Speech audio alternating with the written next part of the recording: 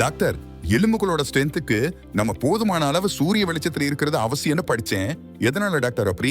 Vitamin D3 which is a very very underestimated situation. ஒரு 100 patient நாங்க இப்பொழுது ஓபிடியில் பார்க்கும் பொழுது 80க்கும் மேற்பட்டவர்கள் ஏஜ் பார் இல்லாம இந்த விட்டமின் D3யோட குறைபாடு ஜாஸ்தி இருக்குது. விட்டமின் D3க்கு ஒரே ஒரு சோர்ஸ் தான் இருக்குது, சூரிய வெளிச்சம் தான். அந்த சூரிய வெளிச்சத்தில் இருக்கக்கூடிய அந்த சன்லைட்டை உள்வாங்கி நம்ம உடம்பு உற்பத்தி பண்றது தான் அந்த விட்டமின் D3, எலும்புக்கு தேவையான விட்டமின் D3. ஸோ அப்படி இருக்கும்போது நம்மளுடைய ஜென்ரலைஸ்டு சன் எக்ஸ்போஷர் ரொம்ப குறைவா வந்துகிட்டே இருக்கிறதன் காரணமாக இந்த vitamin D3 deficiency across the population, across genders, across age groups ரொம்ப ஜாஸ்தி ஆகிட்டே வருது. ஸோ விட்டமின் D3 குறைபாடு இருக்கும் பொழுது ஆஸ்டியோபோரோசிஸ் வரதுக்கான வாய்ப்பு ஜாஸ்தி இருக்குது. அடுத்தது நான் சொன்ன அந்த சுரபிகள், எஸ்ட்ரஜன், அதே மாதிரி thyroid, parathyroid hormones. Thyroid, parathyroid hormones யூஸ்வலா பல காரணங்களால வரலாம். தைராய்டு ப்ராப்ளம்னால, தைராய்டுல கட்டிகள் இருக்கும்போதோ இல்ல பாராதைராய்டு இருக்கும்போதோ அதோடைய செக்ரேஷன்ஸ் உடைய மாறுபாடுகள் காரணமாக வரலாம். அதே நேரம் எஸ்ட்ரஜன் மற்றும் அந்த மேல் ஹார்மோன்ஸ் வந்து ஏஜ் பார் ஆக ஆக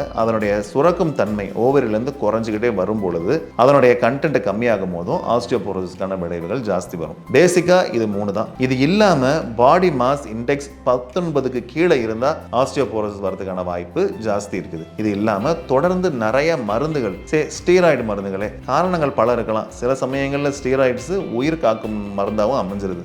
ஃபார் எக்ஸாம்பிள், உங்களுக்கு ஆஸ்மா இருக்கு, நீங்க தொடர்ந்து ஸ்டீராய்டு எடுத்துட்டு இருக்கக்கூடிய ஒரு ஆளா இருந்தீங்கன்னா உங்களுக்கு ஆஸ்டியோபோரோசிஸ் வரதுக்கான வாய்ப்பு ஜாஸ்தி இருக்குது. அதே நேரம் டிஸ்யூஸ், பல காரணங்களால நீங்க முடங்கி கிடக்குறீங்க, பெட்ல இருக்கக்கூடிய ஆளா இருக்கீங்கன்னா ஆஸ்டியோபோரோசிஸ் வரதுக்கான வாய்ப்பு இருக்குது. ஏன்னா ஒரு போன் டர்ன் ஓவர், எப்படி பழைய முடி உதிர்ந்து புது முடி வருதோ அதே மாதிரி பழைய எலும்பு உதிர்ந்து புது எலும்பு வரணும். அப்படி இருக்கக்கூடிய ஒரு சூழல்ல இந்த டிஸ்யூஸ், அதாவது படுத்தே இருக்கக்கூடிய ஒரு சூழல் இருக்கும் பொழுதும் ஆஸ்டியோபோரோசிஸ் வரதுக்கான வாய்ப்புகள் ஜாஸ்தி இருக்குது.